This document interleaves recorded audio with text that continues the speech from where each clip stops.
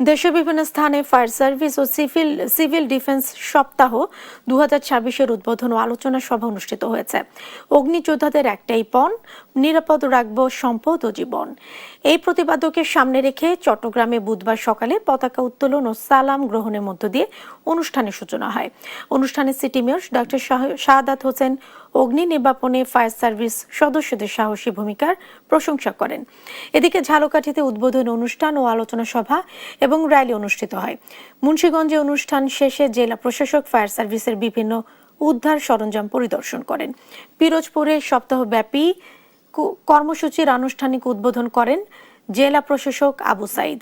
একইভাবে নাটোর নরসিংদীতেও নানা কর্মসূচির মধ্য দিয়ে ফায়ার সার্ভিস ও সিভিল ডিফেন্স সপ্তাহ 2026 অনুষ্ঠিত হয়েছে। এনি ডিজাস্টার ম্যানেজমেন্ট প্রোগ্রাম আপনারা যেভাবে অকুতোভয় সৈনিকের মতো এগিয়ে আসেন, বাংলাদেশের মানুষ সব সময় আপনাদেরকে মনে রাখবে, সম্মান করবে, শ্রদ্ধা করবে ইনশাআল্লাহ।